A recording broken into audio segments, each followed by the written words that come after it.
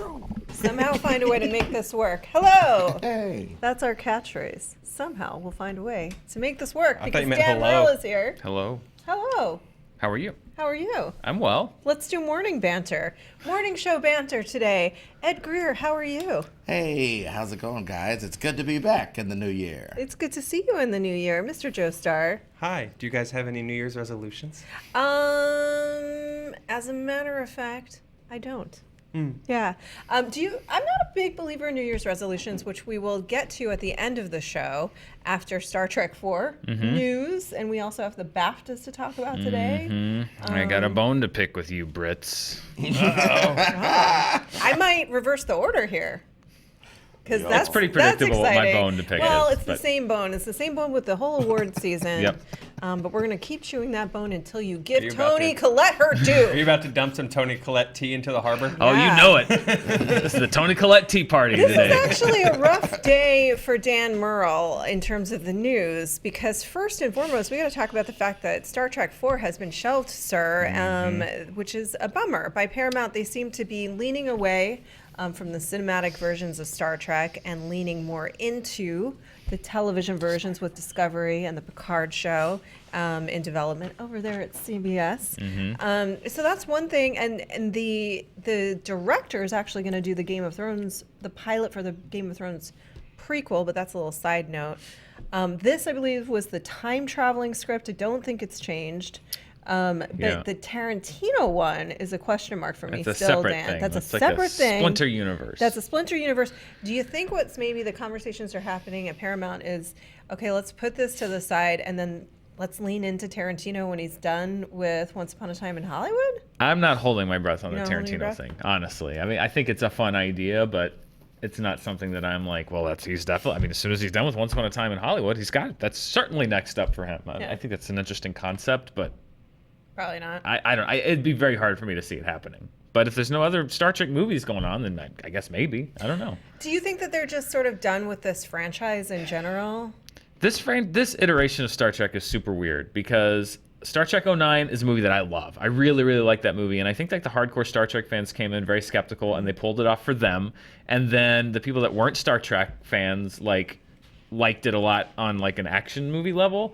And so it ended like with like, all right, new adventures, let's go, we're our own thing. And then Into Darkness was a complete riff on Star Trek II: The Wrath of Khan, and sort of for Star Trek fans like myself went backward as far as like, this is our own new thing, it's our new universe, to like, we're remaking Wrath of Khan, which is like one of the best Star Trek movies ever made. So I think a lot of hardcore fans are sort of put off by it. And it did pretty well, I think, with the non Star Trek crowd, like the action movie crowd. They enjoyed it, I think, more than a lot of Star Trek fans did. And then this new one, it's like they responded to the hardcore fans being a little put off by Into Darkness by like, we're making Star Trek Beyond, which is going to be like an episode of the original series. And the fans like me were like, yeah, the character interactions are great, but then it didn't really click well with a broad audience. So it's like, I don't know where they could go at this point, because they started off great, and then I feel like they just sort of mashed things up and went too far in one direction on both the sequels that I don't know who's left anymore for these movies. I really, really don't. Which You don't sucks. know, meaning who the audience is? Yeah, like who is the hardcore based audience for this Yeah. anymore? Because I think the hardcore Trek people are a little skeptical now, because you're like, are you just gonna remake another Star Trek movie? And then the people that are not Star Trek fans are like, well, that last one was kind of heady, and it had some action, but it was a lot of character work, and that's not I think it was just kind of necessarily a messy movie, honestly. I think the structure of Into Darkness, just on its own, was a little bit messy. The Khan reveal that was so annoying. and the off-putting, just the whole secrecy, and everybody It was knew so who it was. Everybody knew. Everyone knew. It just made it into a thing when it didn't need to be a thing, which I think created frustration for a lot of audience members. I don't know. People that are following these things closely probably cared more than an average audience member. I thought it was very frustrating. Speaking as an average Trek audience member, when I look at the franchise as a whole, like, I don't know, it's very sort of walled off for me, because I'm like, there's the new movies, which are not connected in any, well, except for real Spock walking around for a minute. Spock Prime. That's Spock Prime, that's how they're connected. But I don't know how Discovery connects to Pine Trek.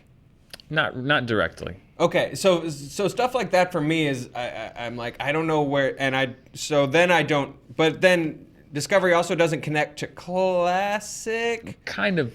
It's like its own third thing. But then will the Picard thing connect to Discovery or to Pine Trek or to like for me as like a casual fan, like I'm already exhausted and don't care. Right. You know, because I don't have like an easy in for like, oh, okay, this, and this, and I could watch this and don't need to worry about that.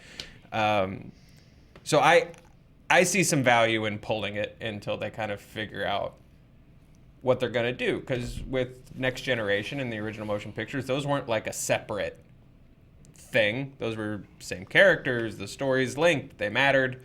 It was all its own big sort of ball of lore, and for this, it's just so scattered. I like the idea of a ball of lore. It is a ball of lore that it can And then there's just a giant space cat just playing with the ball. I mean, I will say as a movie, as a fan of weird things and film, and weird films, I wish that they would just say, okay, let's bring this in at a reasonable budget so that we can take a risk, and then let's just do this Tarantino thing. Because why not?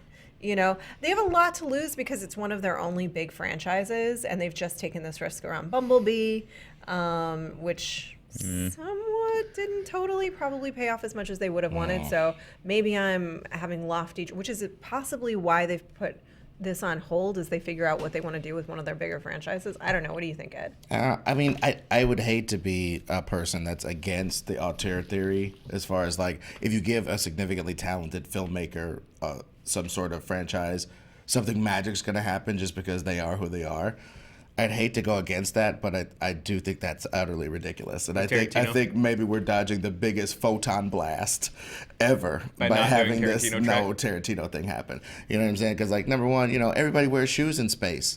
That's 8-minute tracking shot out the window right there. You know what I mean? They're not going to be able to do that. You know, and there's a lot of stuff. You know, nobody says the N-word anymore. You know what I'm saying? It's space.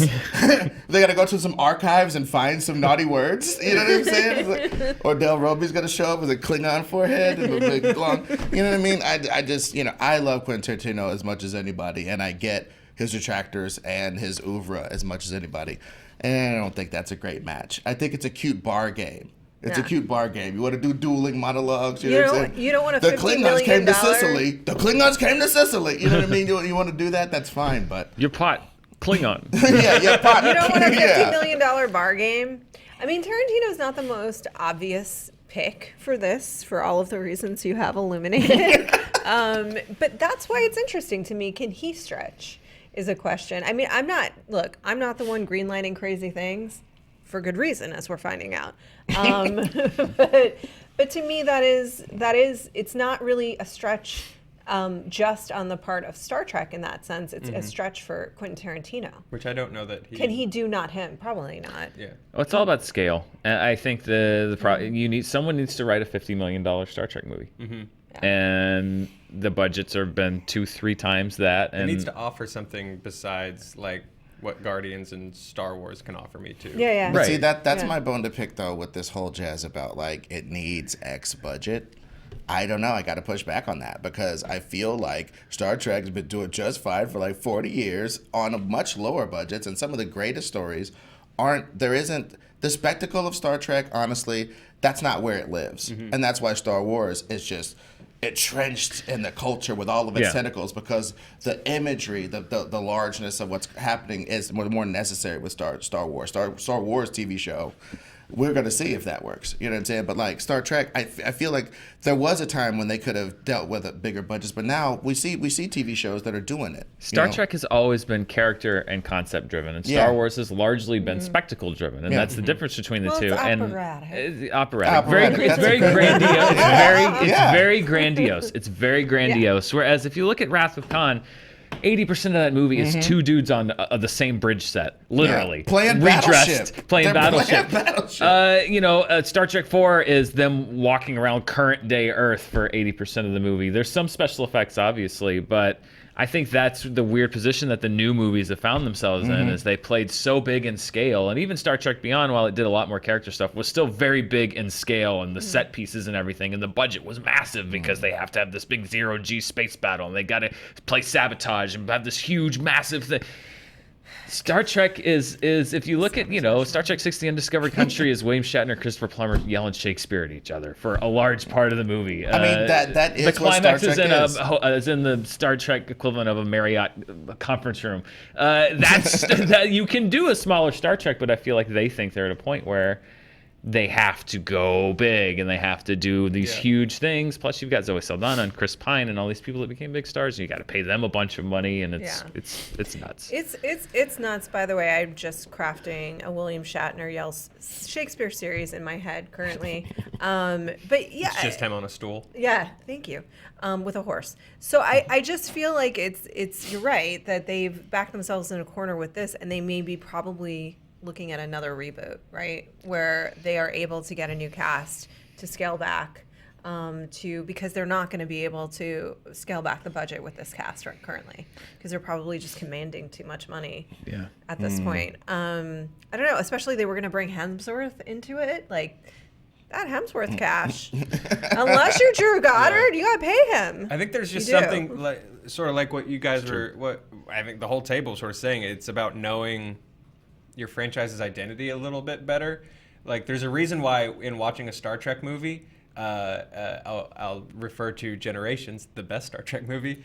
There's something about Star Trek where I'd be perfectly fine watching a whole movie finding out about William Shatner's weird little cabin where he just like chops wood off in the what was that weird world called? The Nexus. The Nexus. Right? Like, I could just sit and watch that and just have Patrick Stewart follow him around like, what are you doing, man? Like, I could watch that movie, but I can't watch those same kind of negotiations in a Star Wars movie. Like, that's why the Senate doesn't work in the prequels, because they're trying to Star Wars, and it just brings it to a halt. And I think the same is true with Star Trek. It's like saying, like, when people say Star Trek needs a larger budget, it's like saying Glengarry Glen Ross needs a larger budget. But we Like, were what are you saying it talking needed about? a smaller budget. Yeah. No, I'm just saying larger than TV, though. Larger than TV is just superfluous to me.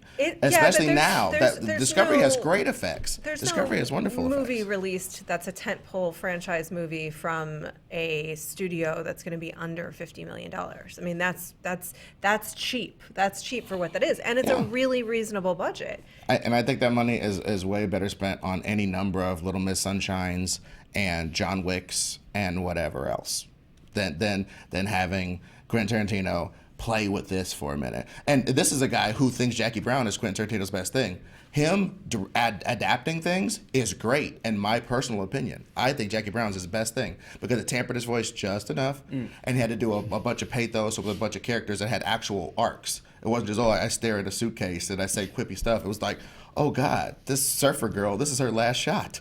And this is Jackie Brown's last shot. She didn't exactly set the world on fire. And this is a big case for this guy. Next thing you know, I'm watching all these guys have fun. So he's great.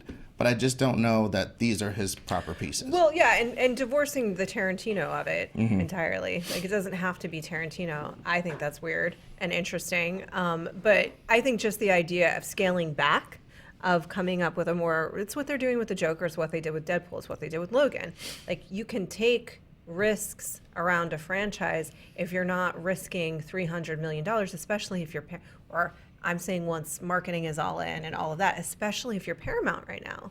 I would just love good television events. That's all I'm saying. Like, I miss television events. Do you think it should just stay out of movies and be on TV? Yeah, I think now that we're seeing we're entering the singularity. What's the difference between a TV movie and a movie anymore? Really?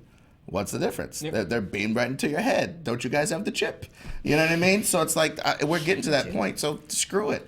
Let them spend $20 million on 3 or 4 Discovery movies that are like, well, that was surprisingly effective on my super big TV in my house. Look at that. That was good. That was pro level CGI right there. Because I think that's what Discovery's trying to do right now. There's very little in Discovery right now that's like hokey as far as effects. They're doing a decent job of approximating the J.J. Abrams aesthetic of the movies on much lower budgets.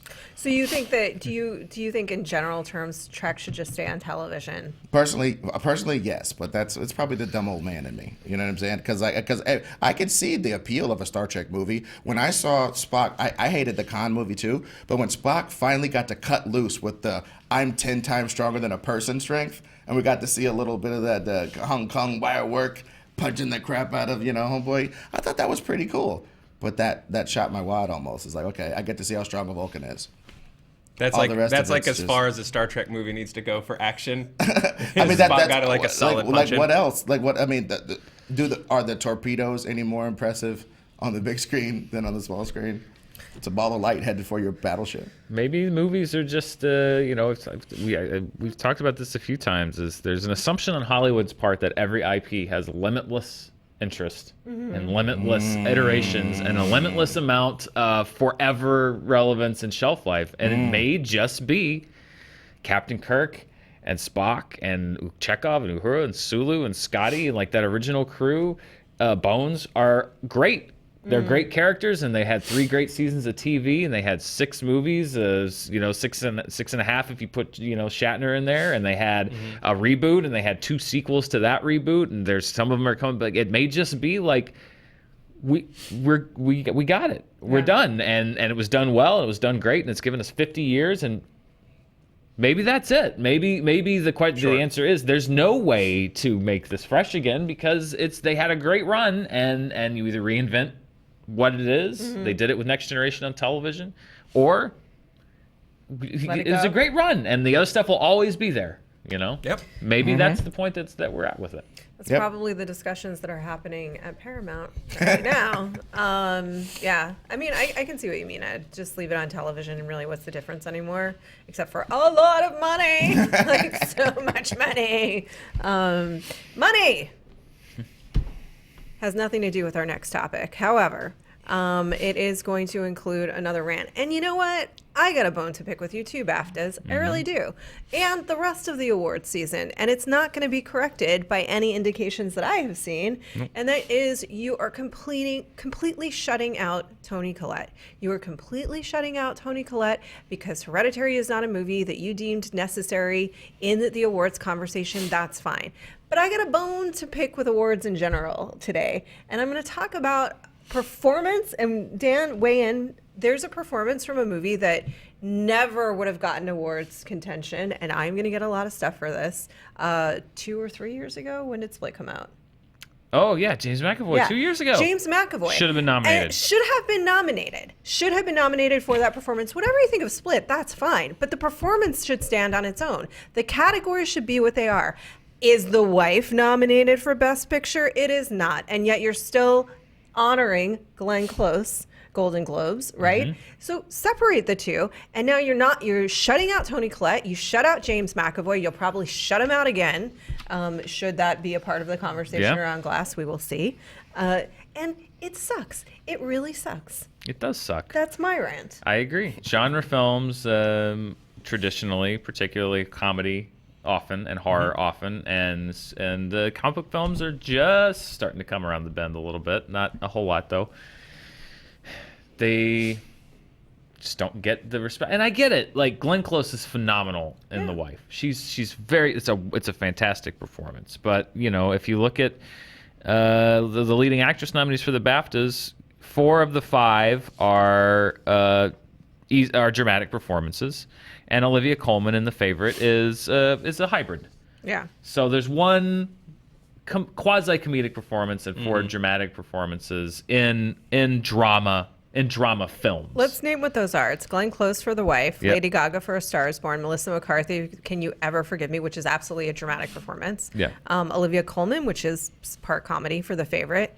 And Viola Davis for Widows, which is 100% drama. And the thing is, when I bring up Glenn Close specifically because I think she's fantastic, but the point is, The Wife, the movie, wasn't in the conversation on its own. It was just about her performance, and it feels like that's okay as long as it's a drama. But if it's any other kind of film, I see what you're saying. Except for way back in the day, Kevin Kline for A Fish Called Wanda, which Yeah. was a massive success as well and fabulous. It's not okay. We can't pull out the performance unless we're pulling out for the performance from what appears to be a highbrow drama. And a lot of times you'll see, I remember even when, you'll see, even Hereditary came out, people were like, well, Toni Collette's performance transcended the genre. Like, why does it have to transcend the genre? Why is horror a genre that needs to be transcended? Are there not wonderful performances in horror movies? I know that a lot of horror movies are garbage. I get that. A lot of them are. But so are a lot of weird Oscar bait dramas. Yeah, so are a lot of weird. I will put the worst horror movie in the world up against Pay It Forward, and they're the same kind of garbage, except one of them came in with Oscar buzz, and the other one opened in January. Yep. Come at me, Pay It Forward fans. I'm paying it backward. Yeah, it's weird how we treat. Hardcore Pay It Forward fans, I'd like to Trust read me, that. I never think I say things sometimes thinking that no one will ever say anything, and I always find out that I'm wrong. There are hardcore fans of everything. You don't want to run afoul of the K-Pax mob. I almost don't want to rebate this, but one of the first things I ever did, I worked for IGN a while ago, and one of the first videos that we did was about Dexter, and I said, wow, they really crafted Dokes specifically for the audience to hate him because we're so in Dexter's perspective, and Dokes sees who Dexter is. Well, apparently there is some Dokes fan clubs out there, and it landed in murder threats, and that was surprising. You never know. So K-Pax fans, I look forward to the hate mail. But the memes are hilarious. So what do you think? Well, award season's never been for me. And I don't want to be, I think that's my role. Like Dan rants, and Roth is wonderful and like, hey, and you're from Kentucky, and I'm the guy who thinks he's above everything, and I'm just like, oh, this controversy doesn't affect me because I'm so above it in my fat palace. So you know what I mean? I'm gonna do that. I got some frogs. I got some frogs in a jar, and I got the whole full jabba. All I'm saying is, I don't get any of this, and I don't get how anybody could decide who's the best at acting that year, honestly. I do agree with Dan, though.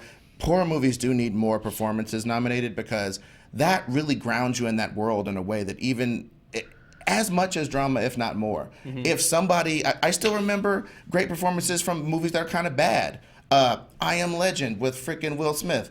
There's a scene where his dog runs into a place full of monsters, and Will Smith, for 2 seconds, is a good actor. And he's acting his ass off, and he's so scared to go into that room, and I got scared. That's how the performance can affect a horror movie. This goofy-ass CGI didn't get me. Will Smith panting with a flashlight under his face like Blair Witch for a second.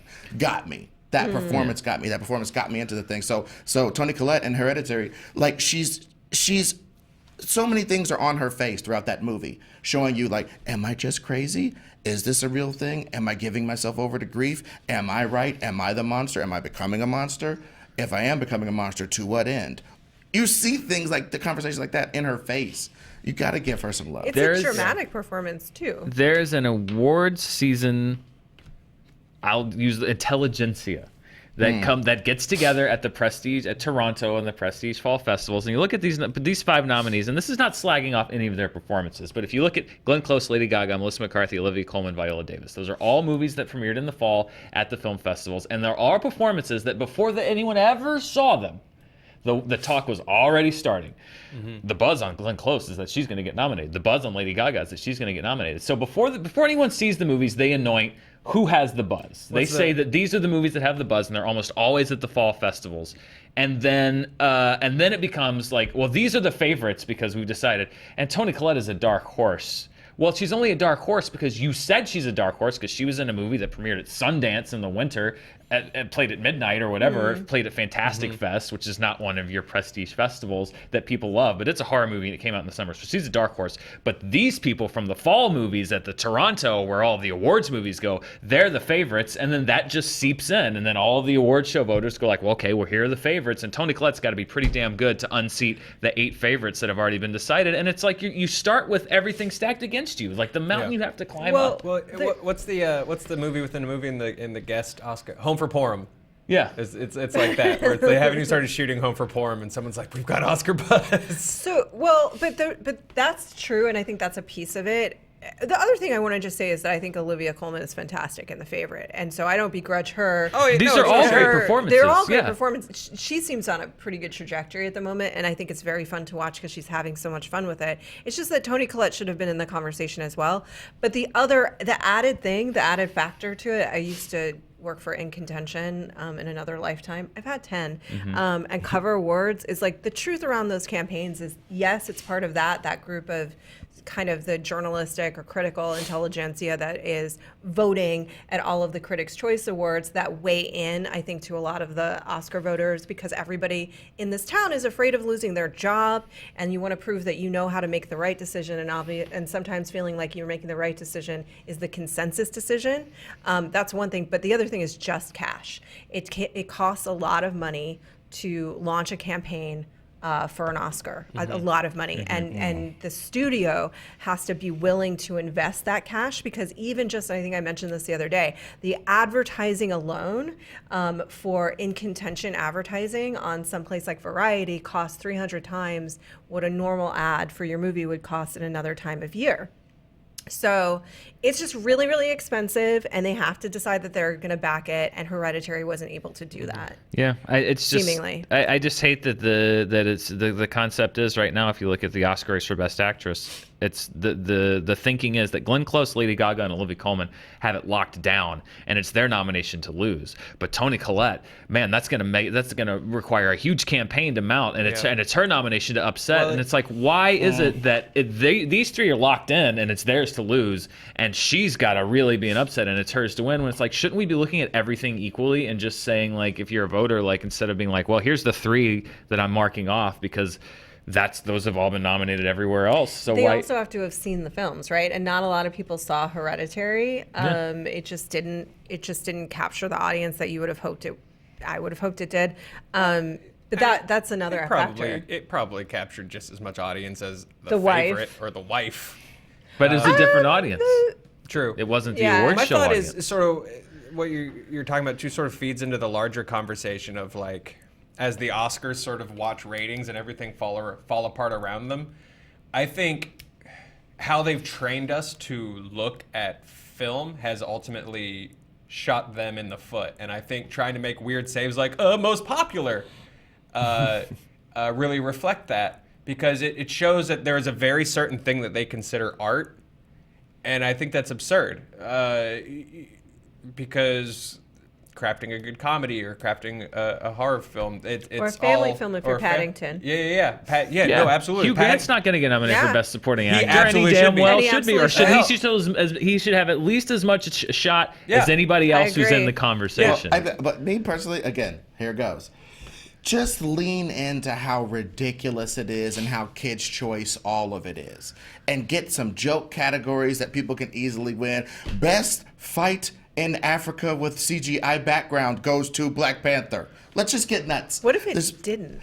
I know, right? It would go to Infinity War, actually. It would go to Infinity War. And the Wakandas be like, damn. No, who's that dude? There's like they're calling this, there's like a dude making movies in South Africa, I think, that like is like just like a yeah. full-on like Neil Breen. Yeah. Yeah, that guy wins it somehow. Well, all I'm saying is like get nuts with how ridiculous and self-stroking this is because as I've said before, when people I was looking at some movie fight stuff. And I know this is gonna come back around, but people were just like, "Oh, I love Ed on movie fights, but he doesn't win."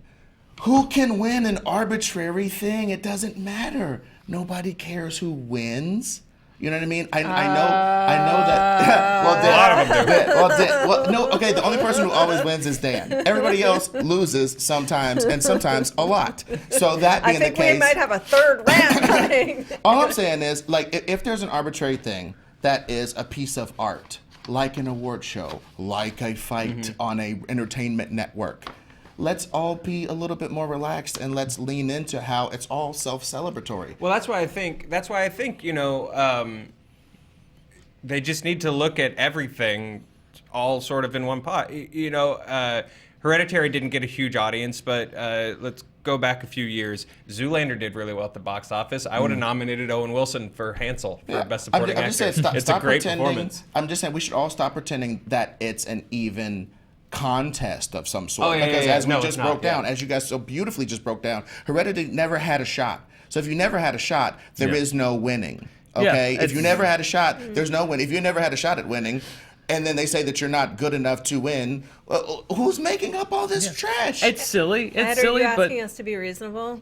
for me, it's more like it is silly. The idea of giving out an award for art, the best art, is silly. Yeah. But there is prestige attached to it, and for me, it's like this is the game. You don't have to like the game, but this is the game. And for me, it's like at least if this game has to exist, make it a fair game. And right now, it's not. It's not a fair game. It's heavily weighted towards certain movies that come out at a certain time of year that are a certain tone and have certain things in them that people anoint are the best.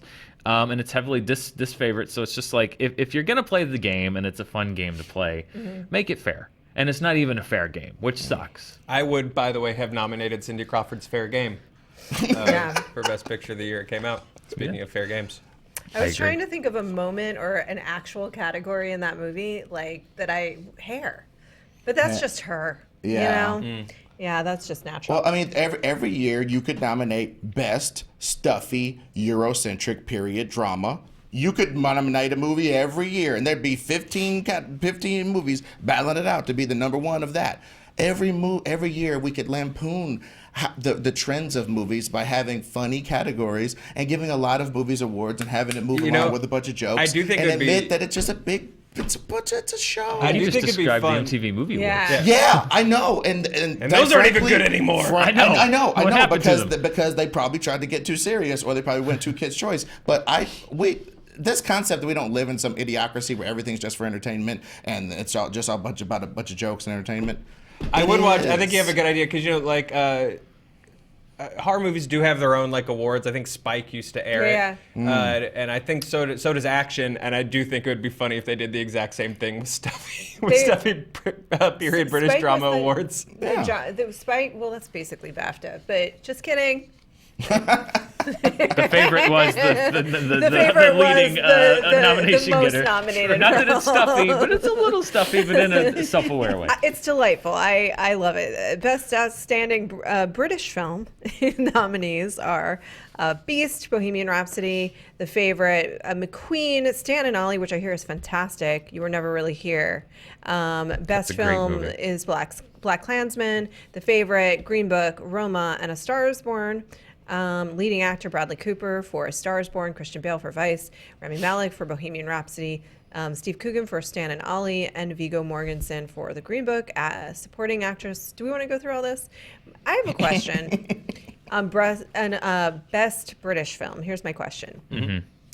I actually don't know how they define that because, for example, Bohemian Rhapsody, Queen is British. However, the movie was directed by Bryan Singer, and Some of it. Some of it.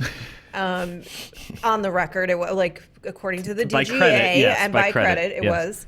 was. It was produced by Fox. I don't know what kind of financial backing there was. They have some standard, and it's like X amount has to be financial backing, or with a British involvement on the creative side, with taking place in production. Britain, or- there are certain standards which I don't know, so I'm not going to pretend like I know because I'm just going to get corrected. But I know that there are standards to look up. That there is a certain involvement with British talent that has to be involved, or British backing for that to be eligible. Yes, You Were Never Really Here surprised me in that regard. But it's exciting to see it in the conversation at all because it just kind of came and went.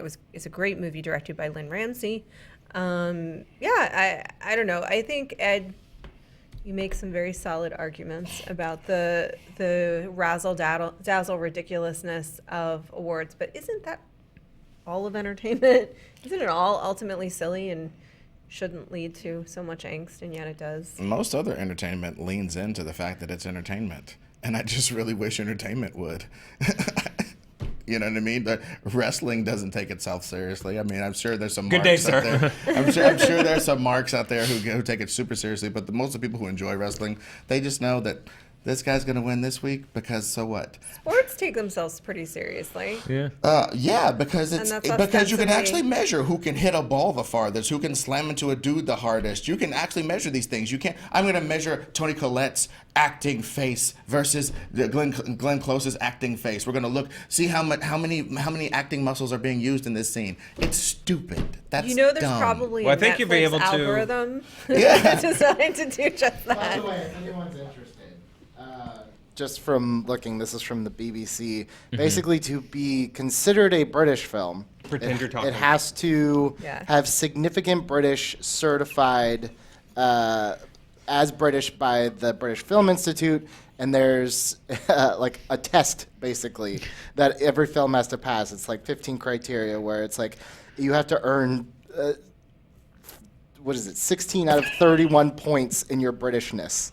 So is Wow. it being set in the UK? Is it use British locations? Is the director British? Is the cast British? Is the writer, the composer, the producer? And if there's at least 15 or 16 out of like 31 or 32 British qualifications. So you there's can a call it British. quantifiable test out there for how British something is. Six- Quite Yes, a spreadsheet. 100%. Because I true. imagine like that Monty Python thing where they're all like the what was it, like the Twit of the Year contest where they're all like running down the 16 points of British goes to You Were Never Really Here. yeah. Shouldn't you just decide based on who has the most British? Does I mean, not necessarily true. Like, this article is really fascinating. I'll post it in the chat. But basically, they were saying like there are certain like loopholes where it's like for Gravity could have qualified as British film because Alfonso Cuarón, living in London, qualified him as British director, which pushed it over the number, which then made it a British film. Wow. I Yeah. draw.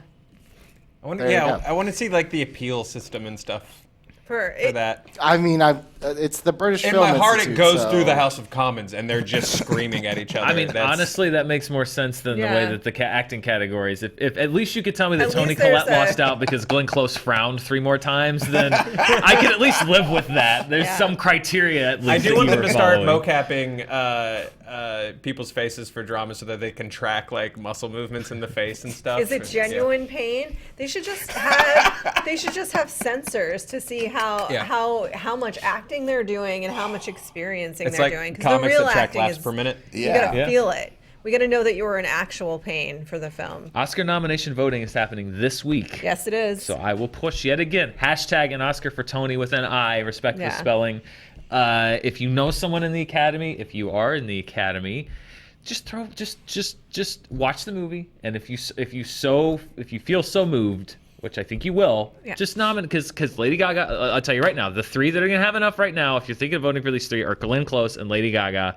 And Olivia Colman, and probably Melissa McCarthy. Yeah. So there's like maybe 1 spot left. So if you're in the Academy and you're like, you want to throw a wild, just actually I'm not even going to tell you to vote for her. Actually consider her. Yeah. Like that's what I want. Is like that for your consideration. It's like a thing. That's a slogan. Like actually consider Toni Collette. Because Yeah. I think if you do, there's a good shot that maybe you might put her name down because think- she was phenomenal, and I think she should deserve as equal a shot as everyone else this award season.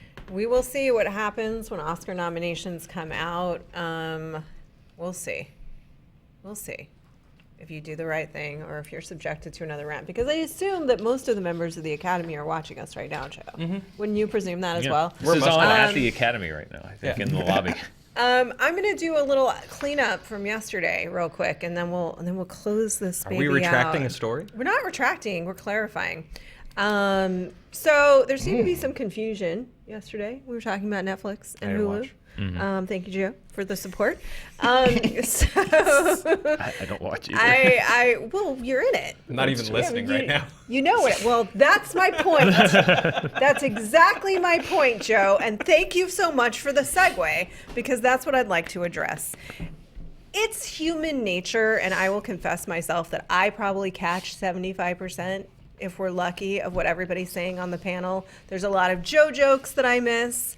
So it's natural that sometimes people are talking and you don't exactly hear everything that they're saying, especially in a show like this, where we're very silly and we're saying a lot of things at once.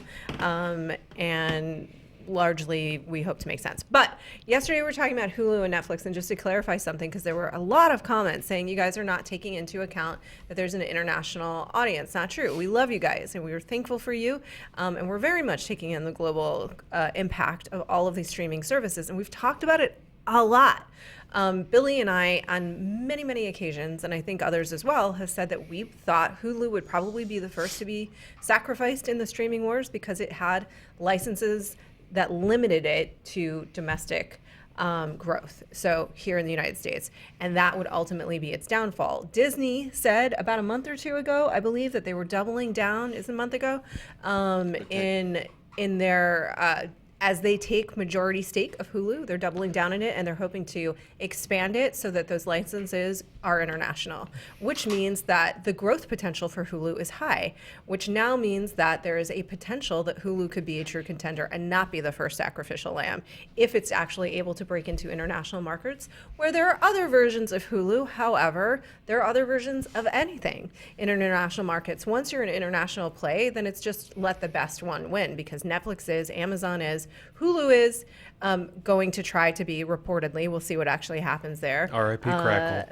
Disney will be, and Warner Brothers will be. So there's lots of streaming platforms that will be available internationally. But the difference, and why we were saying that we thought Netflix, shockingly, in 5 to 7 years, may actually be the one that did the test, created the model, made the mistakes, and taught everybody else, is because it has no other revenue stream at all.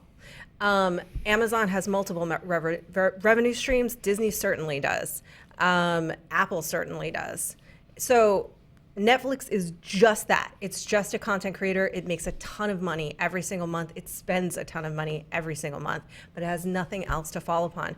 Hulu, being owned majority by Disney, is part of that protected banner. So those are our overall thoughts, which it felt like was not clear when we were just chumming around about it yesterday. So I'm clarifying it, Joe Starr. Well done. I'm clarifying my thoughts. Well chummed. Thank you.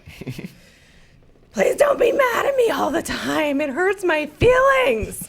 Dan, what do you got to say? I have no feelings left anymore.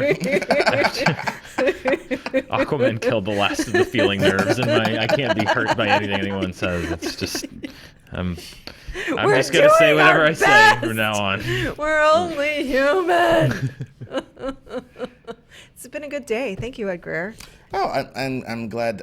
For real, I'm really glad to be back. I felt it. I felt it in my heart when I missed coming here. Oh, we last miss couple you weeks, too. just doing my southern tour with San Francisco, did a lot of stuff. Nice. So yeah, I felt the loss. I felt it. Oh, well, we're glad to have you back. Happy New Year, Joe Starr. Hey, thanks, Roth Cornet. Happy New Year to you, too. Thank you.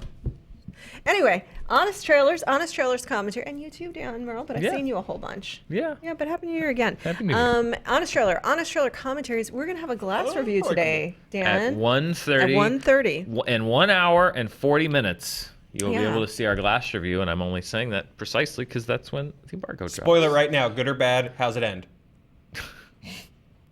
Good try.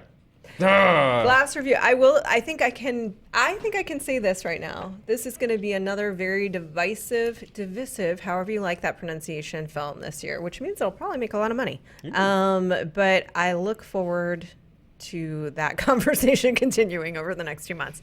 Movie fights this week. Julia Prescott, Ken Knapsack, Dan Murrell's going to play, ladies and gentlemen. Yeah, why not, right? Do it. Get in you- there. That's a group. Should That is a we? group. Do you care if you win? Well, I always care if I win. Yeah. Okay. I mean, Well, we're rooting for you. that should be obvious. If nothing else, that should seem obvious. That's fairly I obvious. care very much if I win. That's very I'm a obvious. competitive person. Edgar, what do you want to promote? Oh, just a Nerd Goat podcast. We're getting a lot more subscribers. I think a lot of people people who actually like me or hate me enough to follow me around to hate me have been listening, and our listenership has been growing a lot. So thank you guys very much for listening to me here and wanting to hear some more. So yeah, Nerd Goat podcast. We just talk to interesting people about their favorite fictional character, their nerd greatest of all time. Yeah. Yeah. Thank you all for being here. Thank you guys for joining us today. Thank you for listening to my asterisk. This is what we meant yesterday. And that conversation is going to evolve, and we're going to change our minds as things continue to grow and reveal themselves in these streaming wars. That's why it's fun Not to how watch. it works. No, you are married to one I take can only for have the this rest of your opinion. life, and if you change it, you are you're a shill. fraud. Yeah, and a fraud hack. shell. Fraud shell hack.